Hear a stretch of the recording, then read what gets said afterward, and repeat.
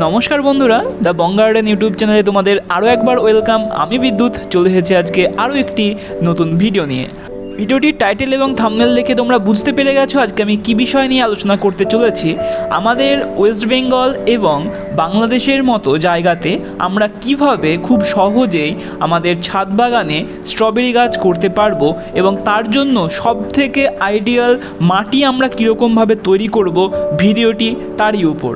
তো বন্ধুরা চলো দেখে নিই আমি কিভাবে স্ট্রবেরি গাছের জন্য মাটি তৈরি করছি এবং কিভাবে আমি স্ট্রবেরি গাছ একটি ছোট্ট পটে প্রতিস্থাপন করছি। যে সকল বন্ধুরা আমার চ্যানেলে নতুন তারা চ্যানেলটিকে অবশ্যই করে সাবস্ক্রাইব করে নাও এবং পাশে থাকা বেল আইকনটিকে ক্লিক করে নাও, তাহলে নোটিফিকেশান সবার আগে তোমাদের কাছে পৌঁছে যাবে। তো বন্ধুরা চলো দেখে নিই কীভাবে আমি স্ট্রবেরি গাছের মাটি তৈরি করব। এই যে এত কম্পোনেন্ট আমি নিয়েছি এবং কোন কম্পোনেন্ট কতটা পরিমাণে লাগবে সেটা আমাদের খুব ভালো করে জানতে হবে। তো প্রথমে আমরা চলে আসব, এই যে জিনিসটা দেখতে পাচ্ছ এটা হচ্ছে 1 বছরের পুরনো গোবর সার। আমি এই গোবর সার নিয়েছি 20%। এখানে রয়েছে ভার্মি কম্পোস্ট, এটাও রয়েছে 20%। তোমাদের কাছে যদি 2 ধরনের কম্পোস্ট না থাকে তোমরা যে কোনো 1 ধরনের কম্পোস্ট ব্যবহার করতে পারো। এখানে আছে 15% নর্মাল গার্ডেন সয়েল, যেটাকে আমরা এঁটেল মাটি বলি, সেই এঁটেল মাটি রয়েছে 15%। এখানে রয়েছে নদীর সাদা বালি, এটা রয়েছে 25%।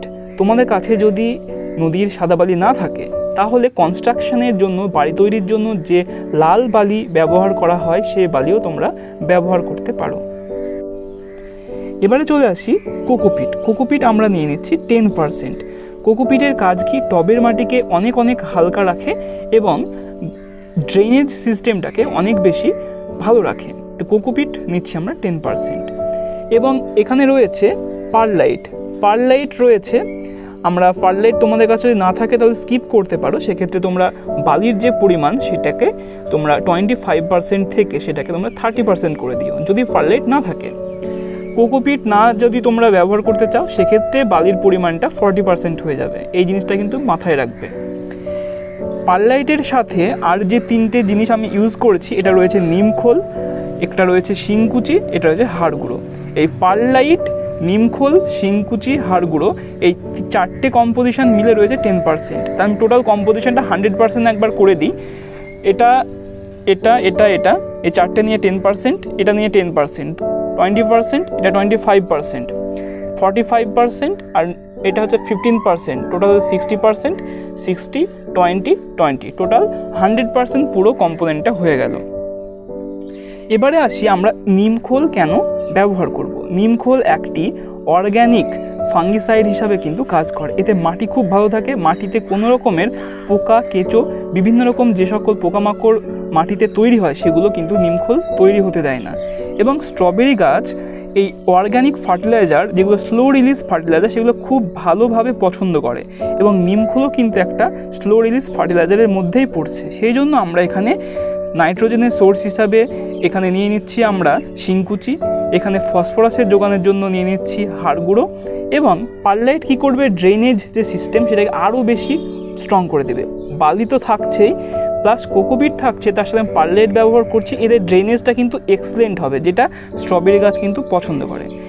এই যে তুমি মাটিটা দেখতে পাচ্ছ, যে মিডিয়াটা তৈরি হতে চলেছে, এটা কিন্তু স্ট্রবেরি গাছের জন্য একটা আইডিয়াল এবং একদম 100% এইরকম মাটি কিন্তু পছন্দ করে। স্ট্রবেরি গাছ লোমি সয়েল পছন্দ করে। লোমি সয়েল কি, যেখানে থাকবে 40% বালি, এখানে 20% থেকে 15% থাকবে ক্লে এবং কম্পোস্ট থাকবে 30%। ঠিক আছে, এইরকম মাটি যেটাকে তৈরি হয় সেটাকে লোমি সয়েল বলে। তো স্ট্রবেরি গাছ এইরকমই মাটি কিন্তু পছন্দ করে। তো আমি যতটা পেরেছি এই কম্পোনেন্টগুলোকে মানে ঠিকঠাক করে আমি একটা আইডিয়াল স্ট্রবেরি গাছের জন্য মাটি তৈরি করার চেষ্টা করেছি। এবারে যেটা করতে হবে, সব কম্পোনেন্টগুলোকে খুব ভালো করে আমাদের মিশিয়ে নিতে হবে। তো চলো আমরা কম্পোনেন্টগুলোকে মিশিয়ে নিই।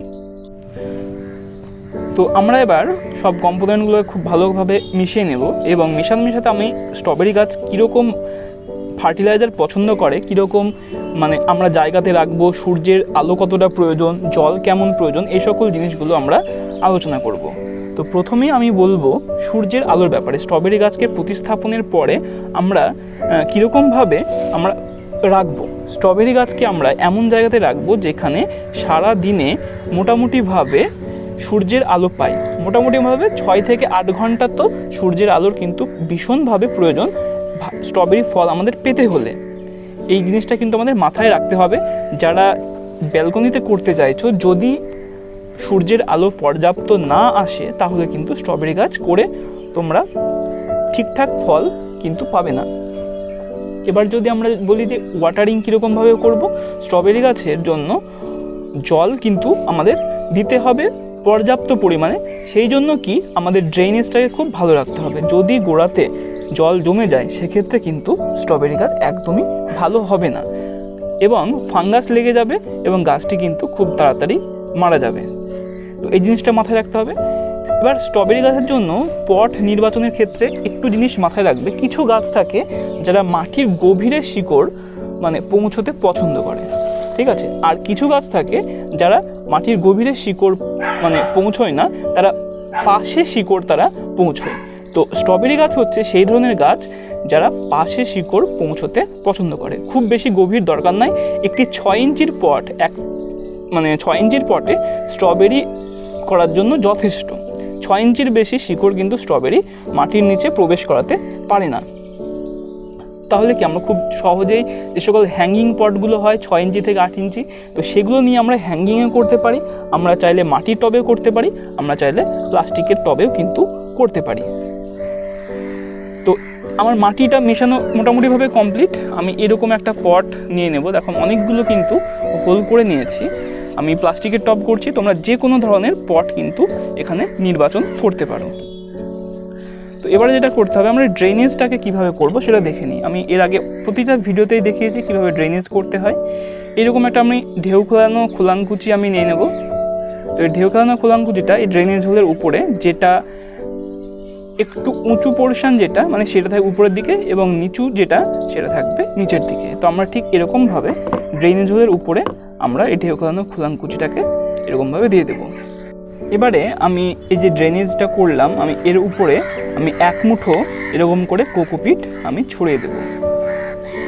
এই যে মাটিটা তৈরি করেছি এটাতে কোনো রকমভাবেই ড্রেনেজ হোল বন্ধ করে মানে ড্রেনেজ যে খারাপ হবে এমন নয়। ফার্টিলাইট দেওয়া আছে, বালি দেওয়া আছে, প্লাস এর সাথে কোকোপিটও দেওয়া আছে। তা কোনো রকমভাবেই কিন্তু ড্রেনেজ বন্ধ হয়ে যাওয়ার কোনো রকমের চান্স কিন্তু নেই। তো এবার এই যে মিডিয়াটা আমি যেটা তৈরি করলাম এটা আমি এবার টবে ভর্তি করব। তো চলো।